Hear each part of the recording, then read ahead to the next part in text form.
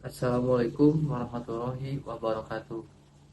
Yang terhormat Bapak Alvin NF Mufareni, SE, MT, selaku dosen pengampu kita, para pemateri, serta rekan-rekan sekalian yang saya hormati.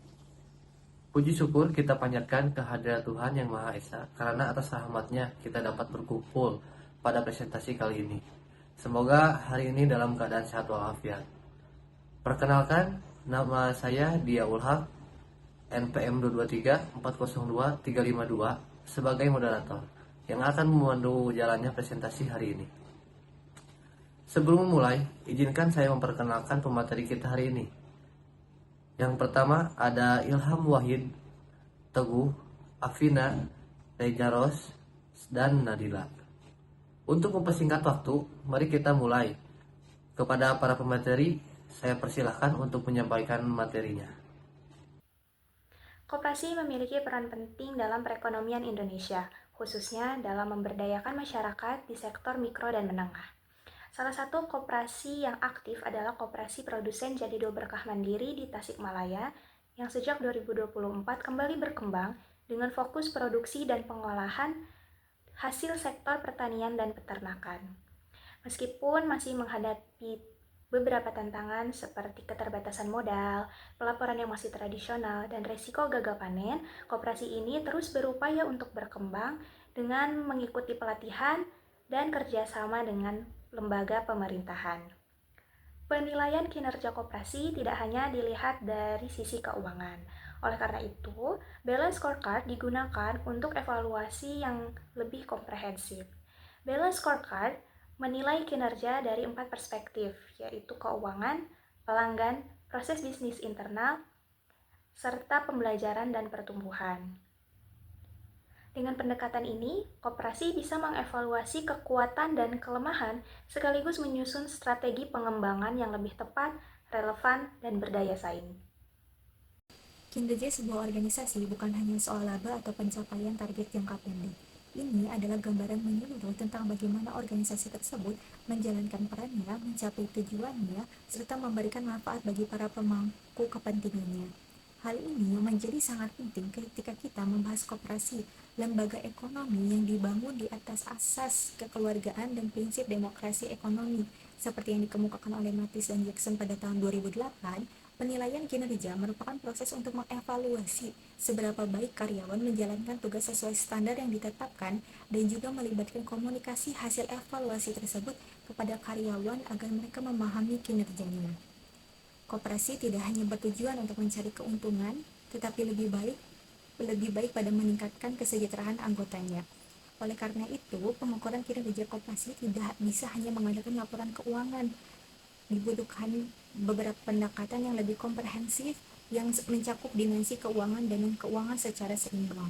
Salah satu pendekatan yang dapat digunakan adalah balance scorecard, yaitu dikembangkan oleh Kaplan dan Norton. Balance scorecard atau BSC hadir sebagai alat ukur strategis yang melihat kinerja organisasi dari 4 perspektif utama, yaitu keuangan, pelanggan, proses bisnis internal, dan pembelajaran serta pertumbuhan. Baik, kita lanjut ke metode penelitian. Di sini, penelitian ini menggunakan data primer sebagai sumber data. Nah, data primer ini merupakan data yang diperoleh secara langsung dari sumber aslinya, misalnya melalui wawancara, survei, eksperimen, dan metode sejenis lainnya. Kemudian jenis data yang digunakan juga adalah data kualitatif, di mana data kualitatif ini mengacu pada jenis penelitian yang menghasilkan data deskriptif seperti tulisan atau ucapan dari partisipan dan perilaku mereka yang bisa diamati. Oke, di sini kita menggunakan dua teknik, yaitu teknik wawancara dan teknik observasi. Wawancara sendiri ini adalah sebuah proses interaksi ya antara dua individu yang bertujuan untuk saling bertukar informasi dan gagasan melalui format tanya jawab. Nah, dalam proses ini, data yang diperoleh dari percakapan tersebut nggak cuma dikumpulin, tapi juga dianalisis dan dikembangkan.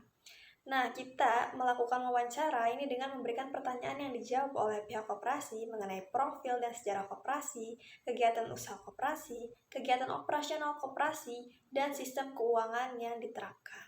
Untuk teknik observasi sendiri ini merupakan pengumpulan data yang dilakukan dengan memanfaatkan panca indera secara terarah untuk memperhatikan dan merekam berbagai informasi, seperti tindakan, aktivitas, atau kejadian. di mana aktivitas tersebut berlangsung di lokasi, serta alat atau benda apa aja sih yang digunakan dalam kegiatan mereka. Jadi secara umum, observasi ini dipahami sebagai suatu kegiatan yang bersifat deskriptif yang bertujuan untuk memahami sifat dasar suatu fenomena serta konteksnya sebelum dilakukan tindakan atau interupsi. Selain itu, observasi juga merupakan proses aktif yang melibatkan kemampuan mental dalam memilih, mengelompokkan, dan menafsirkan apa yang diamati sehingga dapat digunakan untuk menyusun dan mengelola informasi yang telah dikumpulkan secara sistematis. Oke, masuk ke pembahasan. Di sini kita berbicara dari 4 perspektif. Yang pertama, perspektif keuangan. Koperasi dia dulu berkah mandiri, tidak memiliki catatan keuangan untuk dianalisis karena koperasi ini sempat tidak aktif dan baru aktif kembali pada tahun 2004. Masa yang menyebabkan koperasi ini tidak aktif adalah kurangnya modal yang dimiliki oleh koperasi. Yang kedua, masuk ke perspektif pelanggan. Tingkat kepuasan anggota tahun 2004 diukur melalui balance scorecard, menunjukkan hasil yang pertama, kepercayaan terhadap pengurus memiliki skor 1,00, relevansi program terhadap kebutuhan anggota skornya 1,08, transparansi dan komunikasi skornya 1,00, dan keterlibatan dan partisipasi anggota memiliki skor 0,69. Untuk yang ketiga, mengenai perspektif bisnis internal. Persiapan dalam kegiatan perdagangan koperasi jadi dulu berkah mandiri difokuskan pada pengelolaan dan pengembangan unit usaha yang mendukung kemandirian ekonomi anggota koperasi, sekaligus memenuhi kebutuhan masyarakat sekitar. Strategi yang digunakan ditujukan untuk mendukung pencapaian tujuan keuangan koperasi serta memperluas pelayanan kepada konsumen melalui proses pengembangan usaha, operasional yang efisien, serta layanan jual yang berkelanjutan. Dan perspektif ini, kita menekankan pada 2 faktor. Yang pertama, inovasi. Ini mencakup produk yang dijual koperasi ini. Yang pertama, tentang bahan pangan pokok. Yang kedua, keripik singkong. Yang tiga, seragam sekolah atau seragam kerja. Yang keduanya tentang operasional. Secara operasional, koperasi jadi dulu berkah mandiri sempat mengalami penghentian produksi dikarenakan COVID-19. Selama masa tersebut, kegiatan terhenti total, yang juga mengakibatkan koperasi ini tidak memiliki laporan keuangan 3 tahun terakhir. Hingga tahun ini, koperasi kembali beroperasi secara bertahap dengan adanya wacana dukungan bantuan dari pemerintah. Untuk yang keempat, tentang perspektif pertumbuhan dan pembelajaran. Ini juga diukur menggunakan balance scorecard.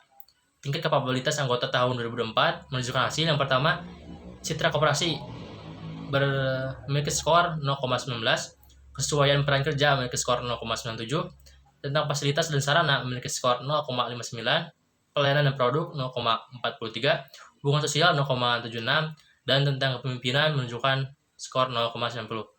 Terima kasih, sekian. Oke, selanjutnya kesimpulan. Koperasi jadi dulu berkah mandiri memiliki potensi untuk berkembang.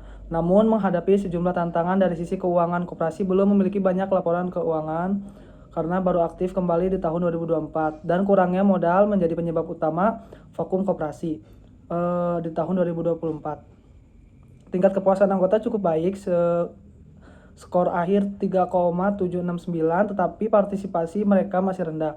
Secara operasional, koperasi menawarkan produk dengan pangan pokok, keripik singkong, dan seragam. Namun, pemasaran masih bersifat konvensional dan terdampak COVID-19. Dari perspektif pembelajaran dan pertumbuhan, koperasi memiliki struktur internal yang cukup baik, tetapi masih perlu meningkatkan fasilitas dan citra masyarakat. Oleh karena itu, koperasi perlu memperbaiki pengolahan keuangan. Sarannya, berdasarkan analisis balance scorecard, koperasi jadi dulu berkah mandiri memiliki sejumlah peluang untuk meningkatkan kinerjanya. Dari sisi keuangan, diperlukan pencatatan yang lebih terstruktur dan transparan, serta penguatan modal usaha. Pada perspektif pelanggan, peningkatan partisipasi anggota dan evaluasi kepuasan sangat penting. Di sisi proses bisnis internal, koperasi perlu mengadopsi strategi pemasaran digital dan melakukan diversifikasi produk. Sementara itu, pada perspektif pembelajaran dan pertumbuhan, pelatihan, serta peningkatan komunikasi eksternal menjadi kunci. Dengan menerapkan saran-saran tersebut, koperasi ini diharapkan dapat berkembang lebih optimal dan memberikan manfaat yang lebih luas bagi anggotanya maupun masyarakat sekitar. Sekian, terima kasih. Baik, terima kasih kepada para presenter yang telah menyampaikan materi, serta kepada para rekan-rekan atas partisipasinya dalam presentasi kali ini. Semoga apa yang disampaikan hari ini dapat memberi manfaat bagi kita semua. Saya Diaul Haq, mohon maaf jika ada kekurangan selama memandu presentasi hari ini. Wassalamualaikum warahmatullahi wabarakatuh.